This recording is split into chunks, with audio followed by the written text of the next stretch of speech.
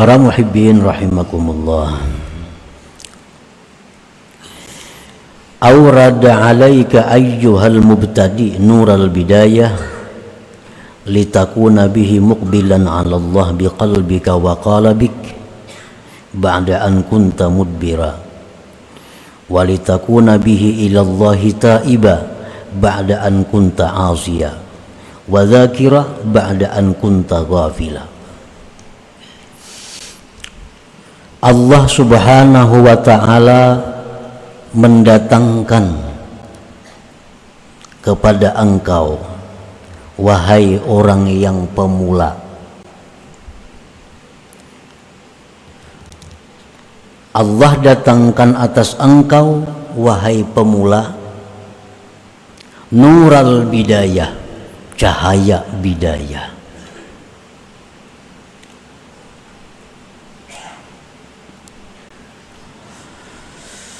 Agar engkau dengan cahaya bidayah itu berhadap atas Allah dengan hati dan tubuh engkau sesudah engkau selama ini berpaling kepada Allah.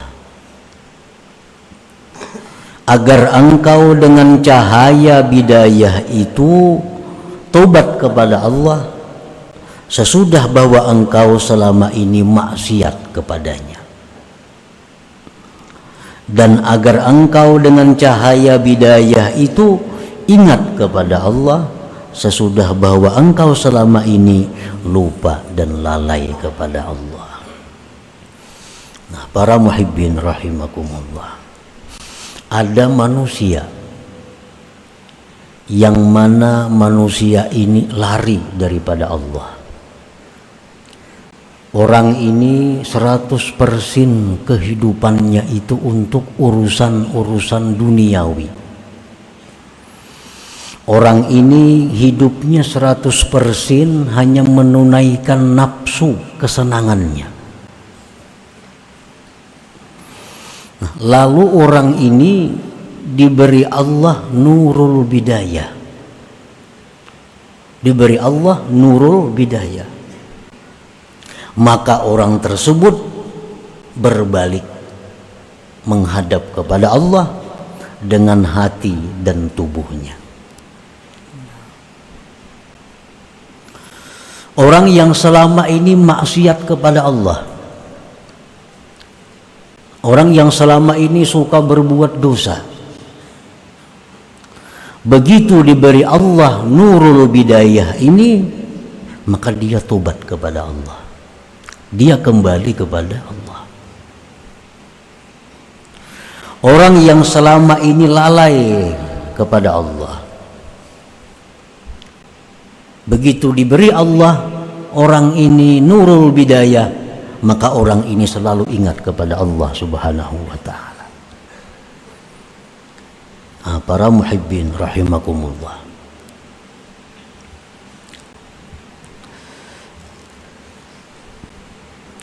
apa yang dijelaskan oleh musannif pengarang ini sangat sering kita lihat, sangat sering kita buktikan.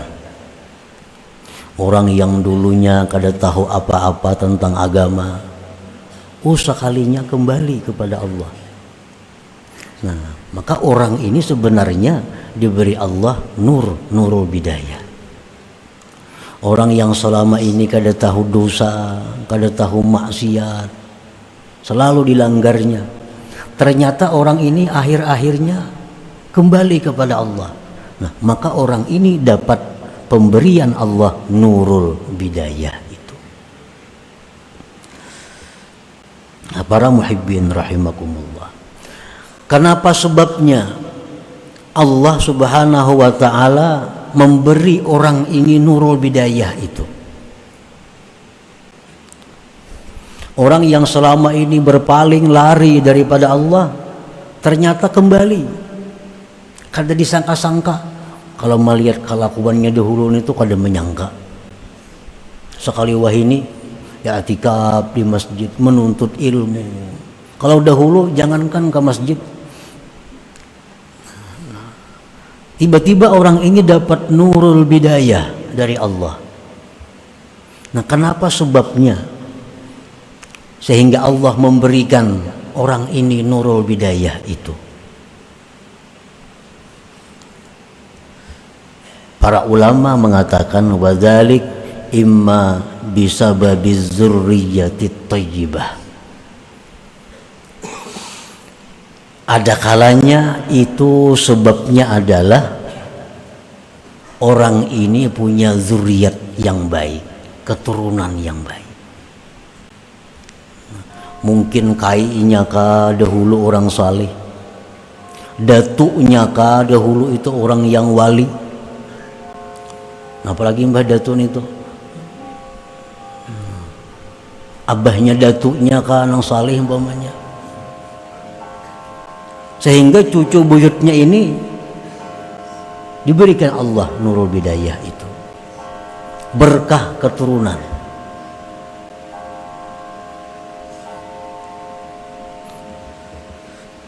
Allah Subhanahu wa taala di dalam surat Al-Kahfi ada menceritakan tentang demikian itu. Dan Rasulullah sallallahu alaihi wasallam bersabda, "Innallah yahfadzus salihah bi sab'atin min dzurriyyatihi."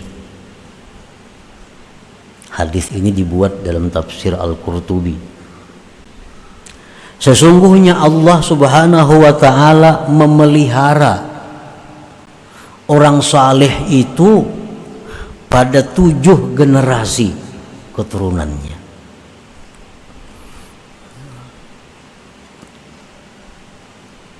Nah, jadi berkat keturunan itu, berkat nenek moyang bahari itu, bisa cucunya yang selama ini berpaling lari dari Allah dapat nurul bidayah. Ini akhirnya kembali taat, kembali patuh kepada Allah Subhanahu wa taala. Au kasratis sadaqah, sebabnya, atau orang ini banyak sedekah. Orangnya ini sembahyang, kadetapian sembahyang, perbuatan maksiat komplit ulang semuaan dilakukannya. Tapi orang ini ada sebuting bagusnya ketujuh bersedekah. Nah, ini ketujuh bersedekah. Padahal amun pekerjaannya, gawiannya kada kawa dilihat. Cuma orang ini pemurah. Nah, berkat pemurahnya itu, orang ini di akhir-akhirnya bisa diberi Allah nurul bidayah, sehingga dia begitu akhir-akhirnya kembali kepada Allah Subhanahu wa taala sesudah sekian lama menjauh dan lari daripada Allah. Rasulullah sallallahu alaihi wasallam bersabda, "Tajapau an dzambis sakhi fa innallaha akhidun biyadihi kullama asar." Ujar Nabi kita, merengganglah kalian daripada dosa orang pemurah. Artinya, kalau orang tuh pemurah berbuat dosa, jangan dituruti, jangan hendak dituruti. Karena orang pemurah itu Allah yang memegang tangannya. Sewaktu-waktu Allah bisa mengangkat dia dari ketergelincirannya itu. Jadi kalau ada orang pemurah berbuat dosa, menjauhlah kamu. Jangan dikritik, jangan disambati, apalagi dituruti. Karena orang pemurah ini mudah dan cepat ditarik oleh Allah kembali ke jalan yang benar.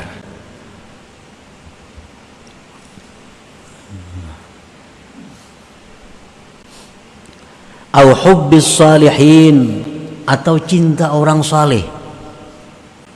Orang ini kelakuannya luar biasa, maksiat semuaan hampir dilaksanakan, diperbuatnya. Ibadah-ibadah orang ini lalai. Cuma orang ini ada satu kelebihannya, dia ini hubbus salihin, cinta kepada orang saleh. Ini kalau urusan orang saleh kemana aja didatanginya. Ada dengar di situ ada orang salihin, diilanginya. Ada dengar orang-orang yang mulia, didatanginya. Dia cinta kepada orang saleh. Nah, satu saat kecintaannya kepada orang saleh ini membawa berkah kepada dirinya untuk menarik datangnya nurul bidayah, cahaya petunjuk yang pertama itu kepada dirinya.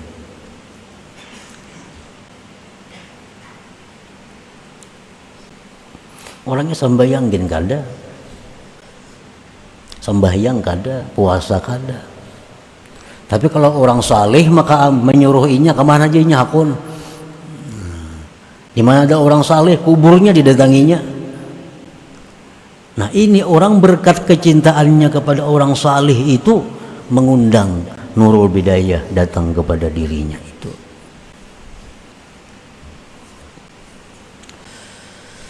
Awil ilm atau ilmu. Orang ini sekolah pesantren tamat, kitab bisa membaca, orangnya alim, tapi nya kada kau mengamalkan ilmu. Sembahyang aja mbahnu sembahyang banu kada, menipu orang mau juga, padahal orangnya alim nih. Nah, satu saat berkat ilmu yang ada pada dirinya itu bisa mengundang datangnya nurul bidayah kepada dirinya. Rasulullah sallallahu alaihi wasallam bersabda, ittaqu zallatal alim wantaziru fai'atah.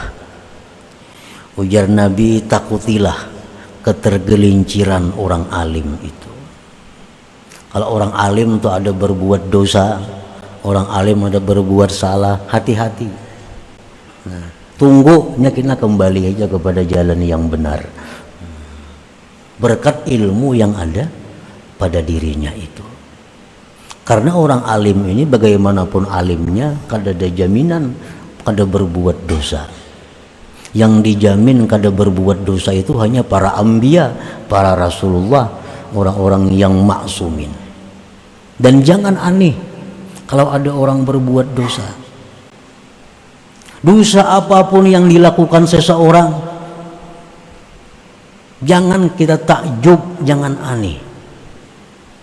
Nya minum arak tadi, mbah minum araknya bezina, mbah bezina bunuh orang pulang, mbah itu mati. Nah, jangan aneh.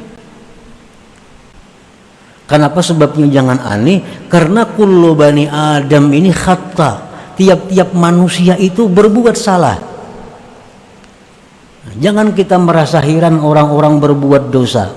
Tapi yang kita aneh, yang kita heran itu adalah orang yang berbuat dosa tapi tidak tobat kepada Allah. Nah, ini aneh ngarannya. Padahal Nabi kita mengatakan wa khairul khatta'in, sebaik-baik orang yang berbuat dosa adalah orang-orang yang kembali kepada Allah Subhanahu wa ta'ala.